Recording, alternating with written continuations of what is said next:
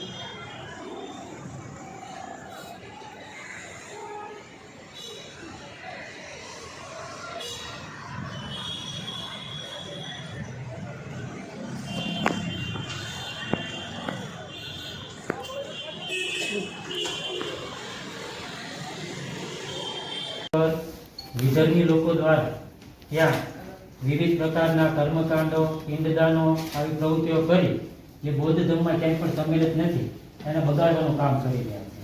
તો આને લઈને છેલ્લા 2 વર્ષથી પૂરા ભારતના જેટલા બૌદ્ધિક લોકો છે તે વારંવાર કલેક્ટર સાહેબોને ડીએમ સાહેબોને વારંવાર રજૂઆત કરી રહ્યા છે। તેની કોઈ ધ્યાનમાં નહીં લેવાતા મજબૂરીમાં ત્યાં તમામ બૌદ્ધિક ઉપાસકો બૌદ્ધ ધર્મગુરુઓ જે ભંતેઓ છે તેમને ત્યાં ધરણા ઉપર બેસવાની અનશન ઉપર બેસવાની ફરજ પડી હતી। પણ જેમ ભારત દેશની અંદર તમામ તહેવારોને ઉજવવાનો તમામ ધર્મના લોકોને જે સ્વતંત્રતા મળેલી છે, એવી બુદ્ધ પૂર્ણિમા જે દિવસે તથાગત બુદ્ધનો જન્મ, જ્ઞાન પ્રાપ્તિ અને પરિનિર્વાણ થયું હતું, એ ઉજવણી દરમિયાન વિધર્મીના લોકોએ ત્યાં પોતાના ધર્મના નારા લગાવી બૌદ્ધિક લોકો ઉપર હુમલો કરી અને તેમને પ્રશાસન દ્વારા ત્યાં જે અનશન ઉપર જે સંવિધાનિક રીતે બેઠા હતા એમને જેલમાં નાખવામાં આવ્યા છે. તો આ દેશની અંદર તમામને તમામનો પોતાનો ધર્મ છે એ પાળવાની પૂરી સ્વતંત્રતા છે. એની અંદર આ વિધર્મી લોકો છે એ વારંવાર ઉશ્કેરવાનું કામ કરે અને ધર્મ ઉપર કબજો કરી ધર્મમાં બગાડ કરવાનું કામ કરે છે. આને તાત્કાલિક તત્કાલ રોકવામાં આવે, આ અમારી માંગણી છે. તાત્કાલિક ધોરણે આને રોકવામાં આવે અને જે કાંઈ જેલમાં પૂરવામાં આવ્યા છે, જે શાંતિથી અનશન આંદોલન, જે આ દેશની અંદર સંવિધાનની અંદર રાઇટ્સ મળેલો છે કે શાંતિથી આંદોલન ધરણા તમે કરી શકશો, એમને રોકાવટ કરવાનું જે ગવર્મેન્ટ અને પ્રશાસનના લોકો કરે છે, એ તાત્કાલિક ધોરણે આ બધી વસ્તુમાં સુધારો કરો. નહીંતર આવનારી સમયની અંદર એસસી, એસટી, ઓબીસી, આંબેડકરવાદી લોકો અને બૌદ્ધિક લોકો ભેગા થઈને પૂરા ભારતની અંદર મોટું ધાર્મિક આંદોલન ઊભું થાય, એ રોકવા માટે તમામ શાસન પ્રશાસનના લોકો છે એ ઝડપથી નિર્ણય અને પગલાં લે.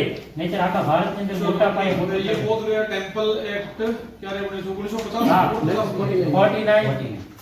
1949 में हुआ था, वो तत्काल दौरान से उसे रद्द किया गया, क्योंकि कोई भी ऐसा धर्म नहीं है और उसका जन्म स्थान नहीं है, वहाँ पे दूसरे धर्म के लोग वहाँ पे वहीवट करते हैं.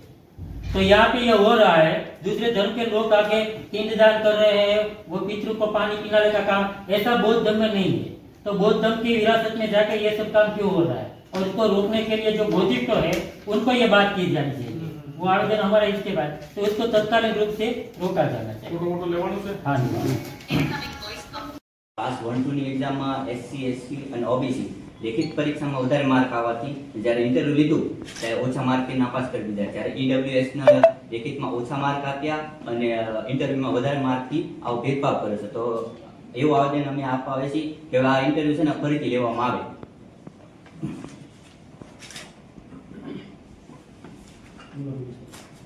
ત્રીજી રજૂઆત છે સાહેબ. નો પહેલી સ્તર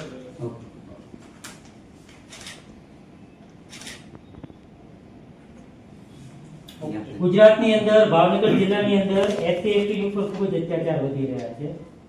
3-4 દિવસ પહેલા જે ઝરખિયા ગામ છે અમરેલીનું, ત્યાં એક યુવાન છે એ પાનની દુકાને પેલું ફરસાણનું પડીકું લેવા ગયા ને એનાથી નાની ઉંમરનો બાળક હતો એને એમ કીધું કે બેટા તારો હાથ ના આમતો હોય તો અમે હું લઈ જાઉં.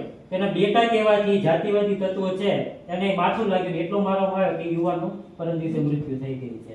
અને 2 દિવસથી અહીંયાની ડેડ બોડી છે એ પડી હતી અને એની જે કઈ માંગો હતી તો પ્રશાસનના લોકો છે એ જ દબાણ કરી અને વારંવાર લાશ ઉઠાવી દે છે અને હેરાન કરવાની પ્રવૃત્તિ કરે છે. તો આ જાતિવાદ છે, જે આ ધર્મની ગેરબરાબરી છે, જે અસમાનતા છે, બધાને પીડિત કરવાનું કામ જે આ વિધર્મી લોકો કરે છે, જે પોતાને એમ કહે છે કે આ દેશની અંદર આતંકવાદ આવે, પણ આ જાતિનો આતંકવાદ છે એ ક્યારે ખતમ થશે? જો નહીં થાય તો મજબૂરીમાં આ દેશના જેટલા એસટી, એસટી, ઓબીસી, માઇનોરિટી અને બૌદ્ધિક લોકો છે એને હથિયાર ઉપાડવું પડે, પછી દેશની અંદર મોટું યુદ્ધ થાય. તો હવે જવાબદારમાં શાસન કરતા અમે વારંવાર રજૂઆત કરી છે.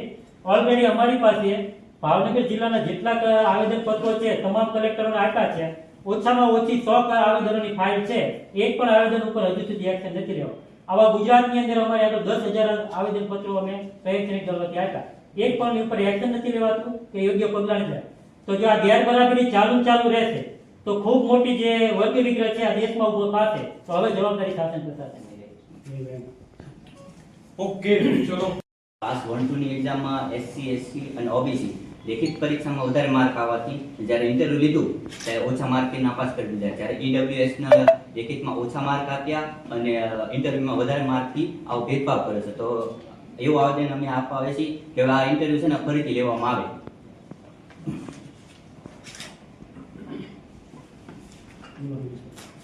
ત્રીજી રજૂઆત છે સાહેબ. નો પહેલી સ્તર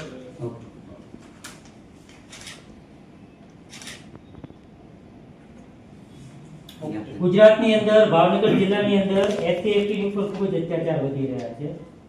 3-4 દિવસ પહેલા જે ઝરખિયા ગામ છે અમરેલીનું, ત્યાં એક યુવાન છે એ પાનની દુકાને પેલું ફરસાણનું પડીકું લેવા ગયા ને એનાથી નાની ઉંમરનો બાળક હતો એને એમ કીધું કે બેટા તારો હાથ ના આમતો હોય તો અમે હું લઈ જાઉં. તેના બેટા કહેવાથી જાતિવાદી તત્વો છે એને માથું લાગ્યું એટલો મારવામાં આવ્યો કે યુવાનનું પરમ દિવસે મૃત્યુ થઈ ગયું છે.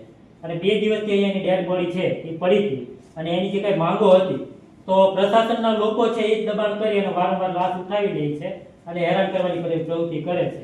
તો આ જાતિવાદ છે, જે આ ધર્મની ગેરબરાબરી છે, જે અસમાનતા છે, બધાને પીડિત કરવાનું કામ જે આ વિધર્મી લોકો કરે છે, જે પોતાને એમ કહે છે કે આ દેશની અંદર આતંકવાદ આવે, પણ આ જાતિનો આતંકવાદ છે એ ક્યારે ખતમ થશે?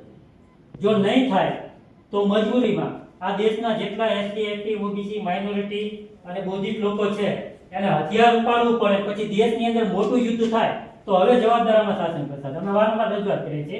ઓલરેડી અમારી પાસે ભાવનગર જિલ્લાના જેટલા આવેદન પત્રો છે તમામ કલેક્ટરોને આપ્યા છે.